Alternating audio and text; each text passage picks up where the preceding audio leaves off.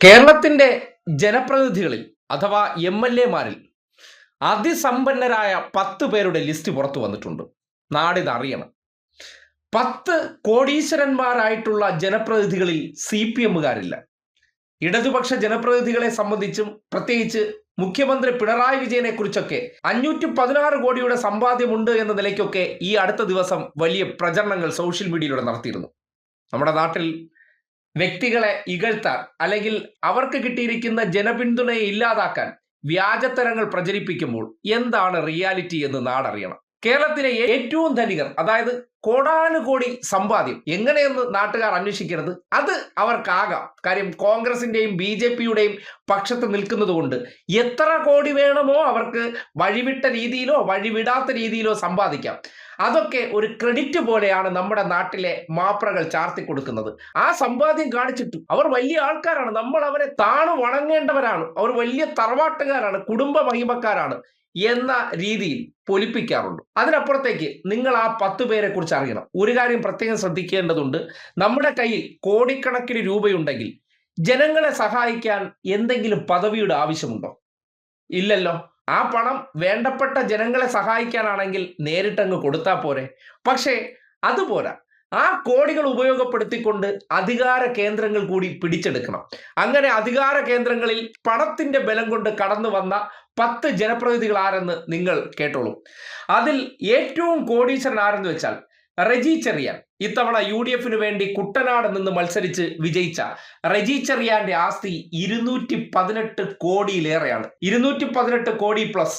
രണ്ടാം സ്ഥാനം മറ്റാരുമല്ല, BJP സംസ്ഥാന അധ്യക്ഷനും നേമത്ത് നിന്ന് കോൺഗ്രസുകാർ തന്നെ വിജയിപ്പിച്ചെടുത്ത രാജീവ് ചന്ദ്രശേഖർ. 111 കോടി പ്ലസ് ആണ് രാജീവ് ചന്ദ്രശേഖരന്റെ ആസ്തി. ഒന്ന് ആലോചിക്കണേ.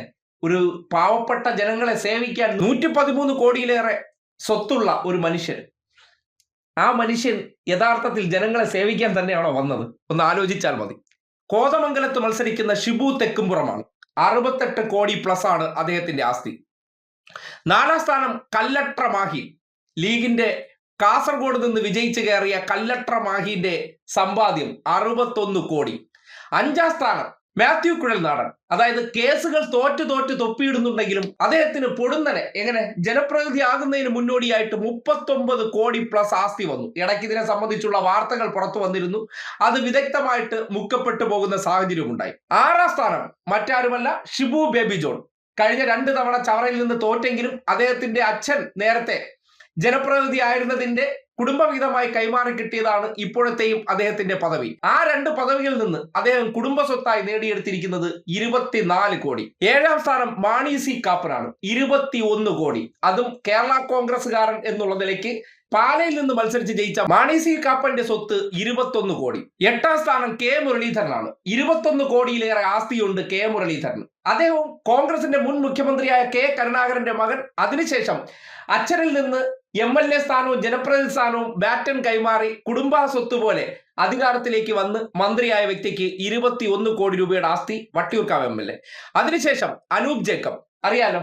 അച്ഛനായ TM ജേക്കബ് മരിച്ചപ്പോൾ ആ കാരുണ്യത്തിൽ കുടുംബപരമായിട്ടുള്ള ബന്ധു നിയമനത്തിലൂടെ ജനപ്രതിനിധിയായി ഇപ്പോ മന്ത്രിസ്ഥാനവും അങ്ങനെ കൈമാറി കിട്ടിയ അനൂപ് ജേക്കബാണ് 20 കോടിയോളം രൂപ സമ്പാദിച്ച് 9ാം സ്ഥാനത്ത് നിൽക്കുന്നത്.